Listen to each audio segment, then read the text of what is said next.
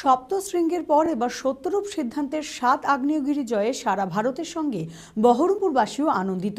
সর্বকনিষ্ঠ পর্বতারোহী হিসেবে সপ্তশৃঙ্গ ও সপ্ত আগ্নেয়গিরি জয় করে জোড়া খেতাব পেয়ে বিশ্ব রেকর্ড গড়লেন তিনি। এবার সপ্ত আগ্নেয়গিরি জয়ের পর বহরমপুর আসলে তাকে সংবর্ধনা দেওয়া হয় মুর্শিদাবাদ জেলা পরিষদ ও তৃণমূল কংগ্রেসের পক্ষ থেকে। এবার তার লক্ষ্য নর্থ পোল জয় করার। সপ্তশৃঙ্গের পর এবার সত্যরূপ সিদ্ধান্তের ৭ আগ্নেয়গিরি জয়ে সারা ভারতের সঙ্গে বহরমপুরবাসীও আনন্দিত। সত্যরূপ সিদ্ধান্তের ছোট বয়স কেটেছে এই বহরমপুর শহরেই। এই শহরের গোড়াবাজারে শহীদ সূর্য সেন রোডেই তার বেড়ে ওঠা। বাবা চিকিৎসক ও দুই ভাইয়ের মধ্যে সত্যরূপ সিদ্ধান্তের পাড়াতেও বেশ নামডাক ছিল তার খেলাধুলার জন্য। পড়াশোনার পাশাপাশি নাটকও করতে ভালোবাসতেন তিনি। পর্বতকে ভালোবেসে সত্যরূপ এক এক করে জয় করেছে এভারেস্ট থেকে 7 সামিট। এরপর লক্ষ্য ছিল সপ্ত আগ্নেয়গিরি জয় করা। এক এক করে 6টি আগ্নেয়গিরি জয় করে গত মাসে মাউন্ট সিডলি আগ্নেয়গিরি জয় করে 7 আগ্নেয়গিরি জয় করেন তিনি। সর্বকনিষ্ঠ পর্বতারোহী হিসেবে সপ্তশৃঙ্গ ও সপ্ত আগ্নেয়গিরি জয় করে জোড়া খেতাব পেয়ে বিশ্ব রেকর্ড গড়লেন তিনি। আর এবার সপ্ত আগ্নেয়গিরি জয়ের পর বহরমপুর আসলে তাকে সংবর্ধনা দেওয়া হয় তৃণমূল কংগ্রেসের পক্ষ থেকে।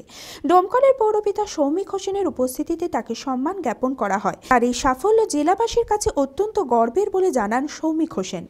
দেখুন, এটা আমাদের কাছে একটা বিরাট গর্বের বিষয় যে মুর্শিদাবাদ জেলা বহরমপুর থেকে আজকে যে রেকর্ডটা উনি করেছেন সেটা আমাদের কাছে কিন্তু বিরাট ব্যাপার। আমরা স্বপ্নেও ভাবতে পারি না যে বহরমপুরের ছেলে করতে পারবে।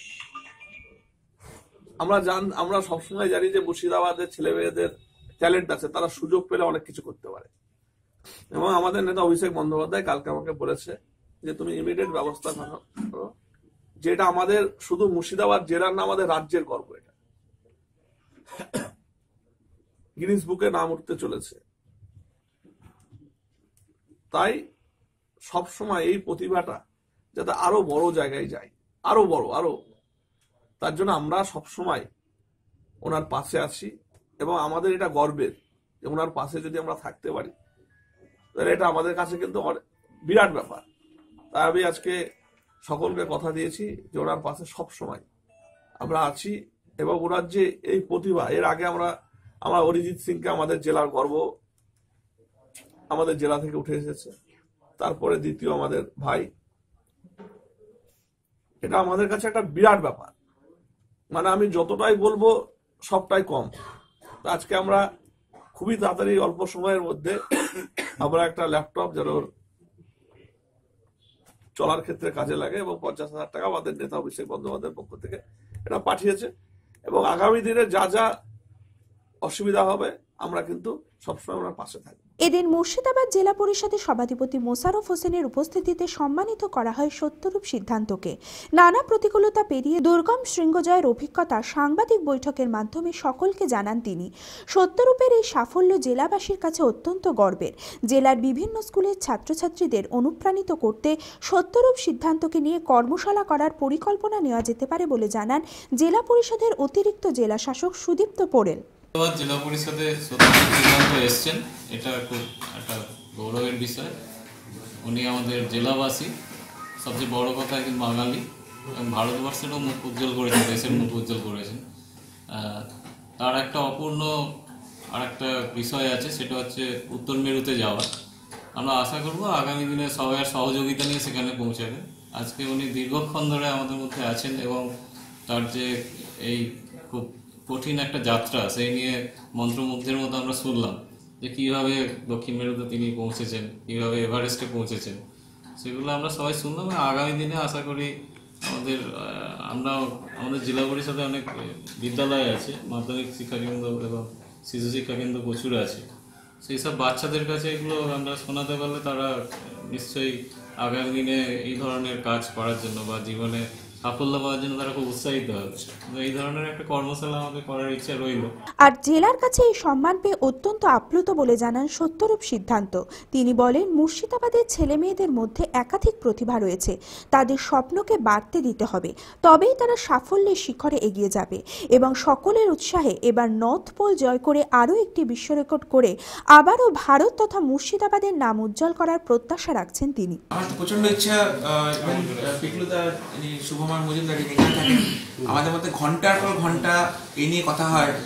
ইভেন আমি অ্যান্টার্কটিকা থেকে ফেরত এসেছি, যখন ফোন করছি চিলি থেকে, তখন আমাকে পিপুলদা ঠিক একই কথা বললেন যে এরকম একটা ইনস্টিটিউট করলে চিন্তা করো কত পোটেনশিয়াল আছে আমাদের মধ্যে, এবং ওই যে খিদেটা আছে আমাদের মফস্বলের লোকেদের কাছে, কিন্তু এই যে কিছু করে দেখাবো একটা খিদে আছে, আমি চিন্তা করতে পারবেন না। আমি যখন ওই সরকারি হোমে গেছিলাম, WBCPCR ওয়েস্ট বেঙ্গলের চাইল্ড প্রোটেকশন, সেখানকার বাচ্চাদের যে কিউরিসিটি, হ্যাঁ, যে কিছু জানার কিছু করার ভার্সেস একটা খুব নামি দামি স্কুলে গেছিলাম, তাদের যে কিউরিসিটি, দুটোর মধ্যে আকাশ পাতাল তফাৎ। তো বুঝলাম যে এইরকম যদি একটা একাডেমি করে নেওয়া যায়, যে যেখানটায় তাদেরকে বাঁচার রসদটা দিয়ে দেওয়া যায়, যে পরে চাকরি বাকরি তো পরে হবে, পরে কথা, কিন্তু যদি জীবন যুদ্ধে যদি জিততে হয়, সেই যে রসদটা, সেইটা যদি আমরা একটা একাডেমি করে সেটা ডিফারেন্ট জিনিস দিয়ে, মানে আসলে পর্বতারোহণ নয়, সেটা আমাদের পর্বতারোহণ থাকবে, সেটা আমাদের লিডারশিপ ডেভেলপমেন্ট স্কিলস থাকবে, এটা করলে পরে কিন্তু সেটা কিন্তু আমরা তাদেরকে মানুষের মতো, মানুষ হওয়ার মতো প্রতিষ্ঠিত করে দেওয়ার একটা ফাউন্ডেশন তৈরি করে দিতে পারি। সেরকম যদি আমি একটা একাডেমি খুলতে পারি এবং আপনাদের সাহায্যে যদি খুলতে পারি, আমি তো নিজেকে, মানে আমার ক্লায়েন্টটা নইলে খালি একটা ক্লায়েন্টই থেকে যাবে, একটা পার্সোনাল অ্যাচিভমেন্ট থেকে যাবে। আমার যদি ক্লায়েন্টটা যদি কোনো একটা সোশ্যাল কাজে যদি না লাগাতে পারি, তাহলে কিন্তু আমার ক্লায়েন্টের কোনো ভ্যালুয়েশনই নেই, আমার ক্লায়েন্ট কোনো মূল্য রাখে না। তো আমি চাইবো যে তাদের স্বপ্ন যদি কোনোভাবে যদি আমি পূরণ করতে পারি, এবং আমি আমাদের